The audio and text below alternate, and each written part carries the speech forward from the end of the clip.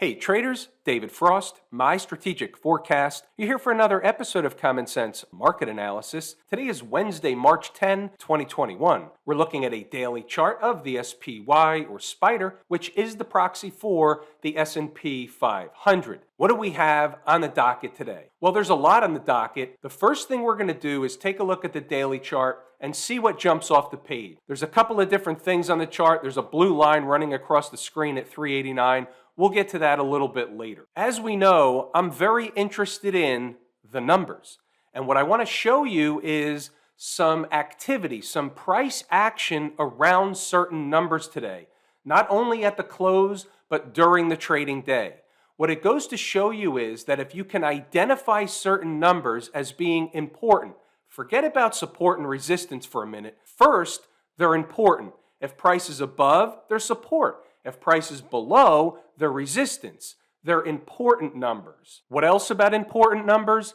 Important numbers become magnetic. The market likes to pay a visit to important numbers. Important numbers draw price in from above. They draw price in from below. Why do I mention all this? It's not anything different than I've said before, but why do I lead with this today? Because I want to show you some price action around important numbers. What else do we discuss on a regular basis? We discuss breakup candle lows and breakdown candle highs. Okay, fair enough. Now let's put those two things together and see what we've got. So we're looking at the daily chart and we have a breakdown candle high. 390.07 is the actual high of that candle. Okay, fair enough. Here's a 5-minute chart. We're only focused on the end of the day, the last couple of candles, and you'll see what happened. Price broke below, they fought to get back above, then they closed below. That is normal garden variety market behavior if one of two things is present. Either they can't get above because the resistance is too strong for the market, the overhead resistance, or the second thing is they're just not ready yet to bust above. What we do know is if they start closing candles above, first starting with hourly intraday candles, and then on a daily basis, if they close a daily candle above, that's going to signal that they're going to another price up north. That's just the way the market works. Okay, fair enough. So they dip down below at the end of the day. What are we doing with that information? Well, that's not all I wanted to show you. What if we add back in the aftermarket activity, and what you'll see is as soon as the market closed, what did they do? They rallied the market back to close above that specific spot. Now, the Spider closes at 4 o'clock. That's the closing print, period, full stop. But there's always a but we always have the futures market. And we've done this before where all of a sudden the 4:15 close on the futures market went ahead and closed above an important spot or at an important spot, a little bit different than the 4 o'clock close. So what does that mean? It doesn't really mean anything definitive. We can't take action away from that, but what we can do is take information away from that. The information is that the market is fighting that spot. If you see them opening up on Thursday morning above that spot, it's bullish and they're pushing to the next spot. What's the next spot? Well, we'll talk about the next spot when we get to inside the numbers because it was on the board. And it'll be on the board again tomorrow if they're pushing above. However, if you open down tomorrow, if you open below that price by any significant amount, then we would know that it did its job. It is, in fact, overhead resistance. We don't know going up there whether the market can or cannot close above. We have to watch the price action around those areas, around those spots for clues from an intraday perspective. Remember, everything morphs from a smaller time frame to a larger time frame. We're not guessing in advance what the market's going to do when it gets to a certain spot. Sometimes we're taking a trade at a certain spot, but we know where our exit is if we're wrong. We also know what's supposed to happen at what price. 390.07 is the daily chart breakdown candle high. But that's not all we had from an intraday perspective. We'll get to that later. What else do we have on the daily chart? Well, we have today's candle, which essentially is an indecision candle. That's the meaning of what you're seeing there, which is also called a doji candle. It means price basically opened in the same vicinity from where it closed. It closed in the same vicinity from where it opened. Either way you want to look at it, it's the same price. In this case, to be exact, price closed about 11 cents below the opening print. Now, the market was still up on the day, up over $3 on the SPY, almost 1%. We're not taking anything away from the fact that it was a bullish up day. What we're saying is they're at a really critical spot. So check this out. You have a breakdown candle high. You can see what happened. They fought it. They closed below it on the official 4 o'clock close. Okay, fair enough. What's above that, or what's behind that? You have another one where the high is 391.88. That's around one of the other targets you'll see inside the numbers today. They got to a high of 391.40, not quite all the way to that breakdown candle high. However, they made an attempt. Now, since the market bottomed last week, we know another thing. The market is running out of what? It's running out of time. Time is more important than price. So what happens if they're running out of time and they can't get above an important spot that they went back to run a test of? A successful test means that they got above it, at least a successful test for the bulls. A failed test would mean they ran up to test the breakdown candle high, and then they were rejected and traded away. They haven't been rejected yet, but they're running out of time. So these are awareness things. This is how we have to read the tape. What else did the market do on the way up since it bottomed last week? What it did, and it did a good job of it, it helped a lot of traders and investors to wipe out what short-term memory they had about the market corrective move that lasted a couple of weeks. Call it between 2 and 3 weeks. Traders and investors have short-term memories on the downside. They don't want to remember the losses. They don't want to remember the down moves. Regardless of whether they were paper losses or not, it doesn't matter. As long as they snap right back, they go with buy the dip, the Fed put is in place, party on, we're going to new highs.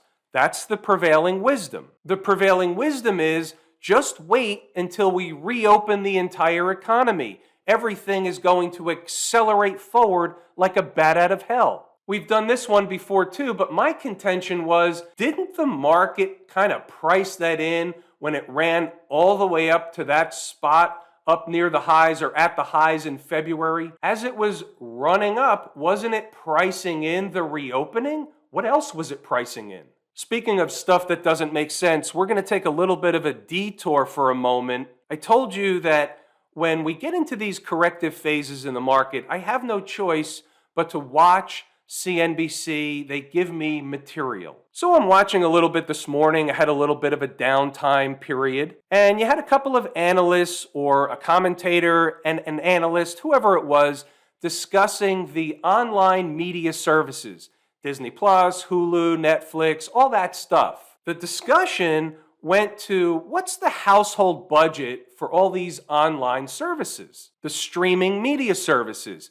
Is it $20 a month? Is it $40 a month? Whatever it is, we don't know. But what the analyst said was, we had previously priced in $20, but it appears that most households seem to be budgeting $40, and I'm paraphrasing. And then he said that's the reason that these stocks have been accelerating, because they're beating expectations. Again, I'm paraphrasing. Those are my words, but it's for the most part what he said. Now, we've done this with earnings before. I've done this many times, but this is for the benefit of the new folks, and it's not an easy concept to wrap your head around, so you have to pay attention a little bit. You might have to watch, or you might have to rewind the tape. You might have to listen to this one more than once. So my contention is that's not what happened. So first of all, the stocks were going to do what they were going to do. As far as we're concerned, that was based on the charts. And the earnings were going to be what they were going to be. They were selling online subscriptions. The company was earning whatever they were earning. And when you have a bucket of analysts that all have a model, and the model says on average of 20 or 25 or 30 analysts that they should be spending $20 a month or 30 or whatever the number is. I'm talking about the consumer. And it turns out to be something else, and the stocks were rallying. What the analyst was doing is he was looking for an excuse why they were wrong. You never hear them say that on TV. The stock rallied or the sector rallied or whatever it is, and we were wrong. They always come up with an excuse why the stock, the company, a sector, whatever, beat expectations. The expectations were wrong. How about they put that in their bong and smoke it? Let's check out inside the numbers. We'll circle back to stocks on the move in a little while. Hump day, all things considered, pretty tight range overnight. Up a little, down a little in a chop shop formation.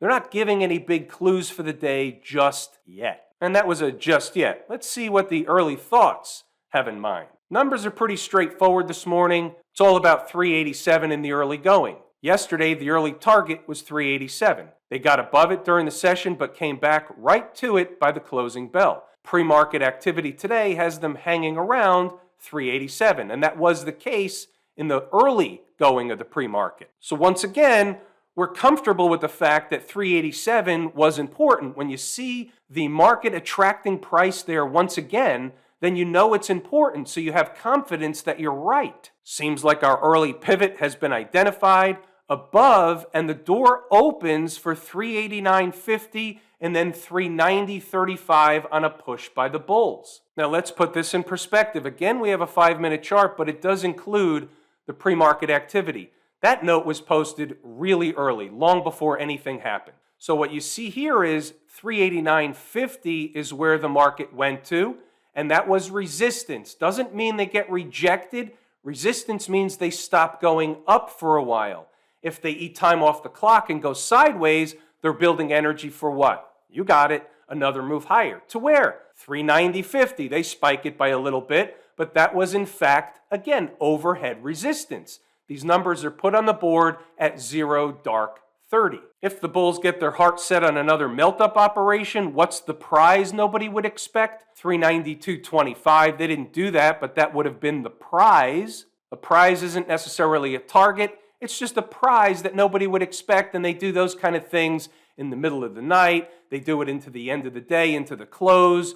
Those are the type of things they do when they go get the prize. We had some preparedness stuff going on if they were to fall, but that's not what happened. We had a data point released at 8:30, I believe, a.m. This was this morning, and the market took off. Back to the chart. Here's your 8:35 candle. So this goes from 8:30 to 8:35. Data point released. It gives the market an excuse. It gives them, whoever them is, an excuse to goose the market. We're moving right along. At 9:01, they ran the goose the market operation after whatever economic data point came out at 8:30. They do that all the time. Doesn't change the numbers. Opening above one opens the door for the next. We'll let them go for a while so we can get a handle on the storyline for the morning session. Nothing new there. We're moving right along. 9:15. The more they push in the pre-market, the more believable the prize of 392.25, give or take, becomes. Of course, we'll get a visit from Trick & Company to run an early shakeout operation of sorts. Just raising the awareness of what the objective is until it changes. Now, let's get a handle on this one more time. Same 5-minute chart, pit session only, regular hours only. So they open the tape, 389.50 above it, so we know opening above it leads us to believe they're going to go to the next price. What did they do? They went to the next price. Then what did they do? Then they had the early morning shakeout operation. Funny how that works. It's good to know, at least have an awareness in advance of what they're likely to do. If you see them hitting a resistance area that you already knew about, they start to trade away and they start to trade lower, you have an idea, one of two things. It's either getting rejected or it's just an early shakeout operation. How do you know whether it's one or the other? Well, you have to have a number on the downside, hence 389. It's a blue line, and we'll get to that in a moment. We're moving right along. Staying above 389 leaves the door open for higher stuff. Below 389, they can fall some. No change. The duck at present is 390.35. They were pushing. That's where they were going. That's where they went. Moving right along, 942, no change, 390.35 is the target, while above 389. This is tour guide stuff. 946, and there you have it, 390.35 hit, could go higher, and also could react back down. Remember, the first attempt changed the trade. You'll see that down here. What that means is, When a market or a stock comes close and they bounce away and you were intending to take a trade at a certain level, in this case, maybe it was a short trade, well, when they come up short, come down, and then go hit it again or make another attempt, it's not the same trade. We want the premium setup, that's why. Let's scroll up a little bit, and what you can do is pause the video, take the time to read the notes, go back to the charts to double check the work, see what we're talking about, see what you can learn here during and throughout the trading day. 951, nice trade on Campbell's, CPB. They did the deal for the minimum required base hit. The rest is trader's choice. Moving along, 1010, pretty good reaction off 390.90, recent high 390.92. Why is that important? That was a pivot high. They couldn't get over at the time the pivot high, rejected price a little bit. That's normal garden variety market behavior. Here's one, 1016. For those traders holding a trailer on CPB, 45.80 is important. If they can stay above, there's a lot of space in between yesterday's close and current price. Remember that one for when we go look at the chart. It's really all about 389 on candle closes. Do they run a test and stay above or give it up? This will tell the tale. Moving right along, as they're below 389, 388 goes on the table. Back above 389, 389 becomes support. Why is that? Because it's an important number. If below, it's resistance. If above, it's support. Now, if they can establish back above 389, they'll want to run a test of 390 or higher. That's at 1035. Back to the chart. Where's 1035? It's down in this neck of the woods. So if they can get back above 389, let's see what time this is right here. This is 1045, 1040, 1035. So you can see once they were able to establish back above 389, what did they do? They ran to 390, 390.50, and that was it. Came back to where? 389. Ran back up to 390.50, came back down to where? 389. Pretty remarkable game of ping pong in between 389 and then later 389.50 and 390.50. You have to know your numbers. We're moving along. Hopefully you get the point, and if interested, you'll pause the video. You'll read the notes. You'll double check the work back on the charts. The rest of the day is more of the same. If you're interested, go do that. We're going to then, once we finish up with the commentary, go back to stocks on the move, and we'll take a look at the chart of the only one that did hit its price objective today. There's the list, and you can see there were 5 opportunities on the board this morning, but what happens, and we know this, once they goose the market in the pre-market, it does take away a lot of the opportunities for stocks that we were looking for a destination below current price, a la support, for them to bounce, providing us at minimum of the minimum required base hit trade or more. So let's take a look at what happened with Campbell. You see there were 2 entries listed on the board, 45.65 and 45.17. Pretty close together, but important. How you doing? Lay out the thing. Campbell closed yesterday 46.94. Getting a little bit of a haircut at the open, but I was able to identify a likely destination. It opened below destination number 1, traded right into destination number 2, ended up going right to the big fat round number of 45, a little bit below, and then what happened? And then it began to reverse, and it ripped higher all day long. Here's a 15-minute chart, a little bit more dramatic, a little bit of a different look, and you can see the high was 48.66 from a buy price almost at the opening bell, 45.65. How you doing? You never know which ones are going to provide the rocket ride. So how do you take advantage of it? The way that I teach it all the time, which is when they give you the minimum required base hit, you take some off the table.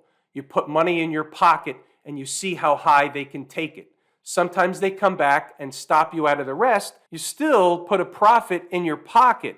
But in order to take the ride and get what I like to call a risk-free, emotionless trade, you have to have some in your pocket. This way, you're really not that you're playing with the house's money, but you have a cushion because you have some profit in your pocket. You never know which ones are going to take the ride. What's going on over in Camp IWM?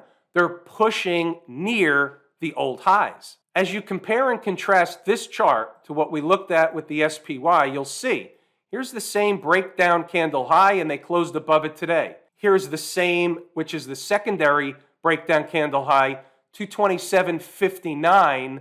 They spiked it and closed below it. The IWM, as we know, is my second favorite market leading indicator. They're pushing on the highs. Technically speaking, on this particular chart, in this particular market, there's absolutely nothing wrong with this chart, with this market, with IWM. It's in an uptrend. The trend is your friend until she throws you out on your ass. My second favorite market leading indicator, a number one canary in the coal mine, are the folks down at the transportation department. They're pushing on the highs. Again, nothing wrong with this tape, nothing wrong with this chart. Above all the moving averages, you know the drill, move it along. The elephant in the room, by the way, is the IWM pushing up, the transport's pushing up. Are the two favorite leading indicators telling us that the SPY should be pushing up again to new highs? Looking at it objectively, calling balls and strikes, we would have to say that's on the table. I said before, I didn't think the S&P 500 would make new highs. I say my work says they won't make new highs. That doesn't mean they can't. I'm giving you my work, what I believe, and my opinion. We have to be the umpire calling balls and strikes. Just looking at the chart, not taking into an account any of the other stuff, the cycles, timing, all that stuff. Just looking at the price on the chart, the position on the chart, that's what we've got. Now, we look at another chart. This is from the folks out in Silicon Valley, and we have a different story. They even failed making an attempt, not even getting to, but making an attempt to get to this breakdown candle high, 318.24. S&P 500 finishes up 23 points today on the cash index. The NASDAQ composite finishes down 5 points. What's up with that? Markets are still diverging. This is not the norm. This is in the 20 of the 80-20 camp. Either the Qs are going to turn around and have another rip-roaring rally day or two, or the S&P is going to come down and the other markets are going to come down along with it. We have divergences. Divergences won't stay that way for very long. They will self-correct. Money is still being distributed away from the tech space, albeit maybe it's just in the big names, and it's not. I'm looking at other stuff. But money is coming out of the tech space, and in the Qs today, we did have what we call, and this is a technical term, so write this one down. We had what's called a gap and crap. It's not a reversal, it's not on heavy volume, but it's still nonetheless a gap and crap. By the way, we're jumping around a little bit, but here's a picture of the S&P 500 or the SPY 120-minute chart. What you'll notice from the most recent pivot low down here is that this market basically went up and put in what I like to call a pseudo doji candle on time and staying above 389. Still, she's okay. Coming below 389 and she's going to fall. Just an awareness from my perspective. Financials still strong. There's nothing wrong with this chart. We really just have to simply move it along. Still pushing on highs, still in an uptrend, still attracting capital into the financials. Flip side, similar story to the Qs. Here we have Smashmouth that also had a gap and crap finishing on the lows, not a market that looks like it was participating with the S&P 500 in a totally different position. Remember, not all markets top out at the same time. Not all markets bottom at the same time. Not all markets or all charts look the same. This is, without a shadow of a doubt, institutional distribution in the semiconductor space. Remember the other day, they closed below that tail low. That's usually a warning sign, a flare. I did the flare thing. I'm not going to do it again.